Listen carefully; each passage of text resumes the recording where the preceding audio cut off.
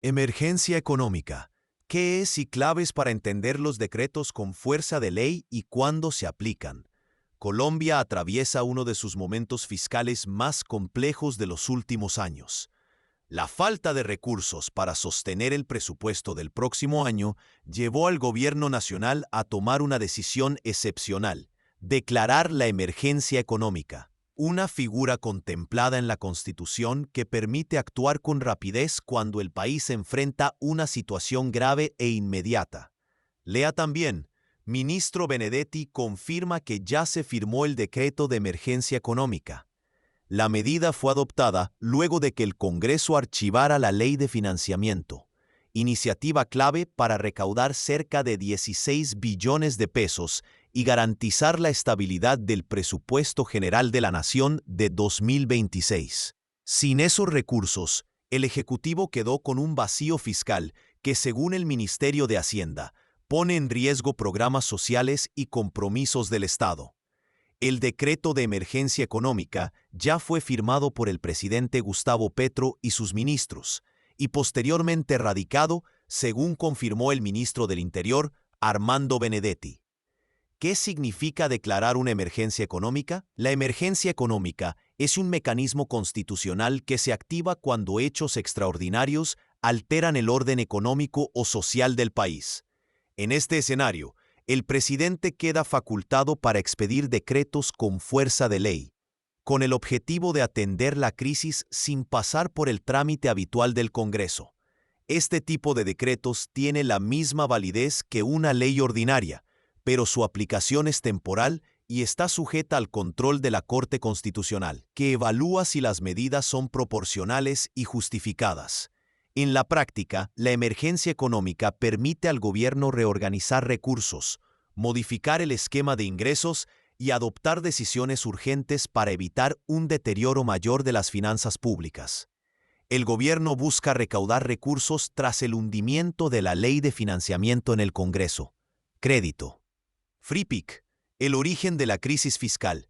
El detonante de esta situación fue el archivo de la Ley de Financiamiento en las comisiones económicas del Congreso, ocurrido el pasado 9 de diciembre. Esta iniciativa buscaba obtener nuevos ingresos para cerrar el déficit fiscal y asegurar la continuidad de políticas incluidas en el Plan Nacional de Desarrollo 2022-2026. El ministro de Hacienda, Germán Ávila Plazas, ha insistido en que sin esos recursos, el país enfrenta una desfinanciación que obliga a tomar decisiones inmediatas. De no hacerlo, el escenario sería un recorte significativo del gasto público o el aplazamiento de partidas clave. ¿Qué cambios traen los decretos con fuerza de ley? Con la emergencia económica, el gobierno podrá expedir decretos legislativos orientados a resolver el problema de caja del Estado. Entre las acciones previstas están ajustes tributarios, reasignación de recursos y cambios en el manejo del presupuesto. Por su parte, Armando Benedetti, ministro del Interior, confirmó que el enfoque estará en nuevos impuestos dirigidos a sectores con mayor capacidad económica, como licores, juegos de azar y grandes entidades financieras que otorgan crédito.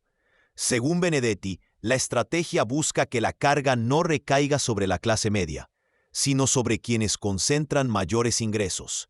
¿Quién controla estas decisiones? Aunque los decretos se expiden de manera directa, no quedan sin supervisión. La Corte Constitucional revisa cada medida para verificar que exista una relación directa con la crisis que motivó la emergencia económica y que no se vulneren derechos fundamentales. Además, el Congreso mantiene la facultad de ejercer control político sobre las decisiones del Ejecutivo, incluso durante el estado de excepción. Germán Ávila Plazas, ministro de Hacienda, anunció que la emergencia económica permitirá cubrir el déficit fiscal de 2026. Crédito, FreePIC, un escenario excepcional con impacto nacional. La declaración de la emergencia económica marca un punto de quiebre en el debate fiscal del país. Para el gobierno, es la vía para garantizar la continuidad de programas sociales y evitar un mayor deterioro financiero. Para los críticos, es una señal de la fragilidad del modelo presupuestal actual. Lea también: ministro de Hacienda destaca reforma tributaria por 26,3 billones y llama a un debate responsable. Lo cierto es que, con el decreto ya firmado y radicado, Colombia entra en una etapa donde las decisiones económicas se tomarán con mayor rapidez, bajo la lupa de los organismos de control y con impacto directo en el bolsillo del país. Y en este caso, según Benedetti, tendrá mayor impacto en aquellos que tienen más capacidad económica en el país.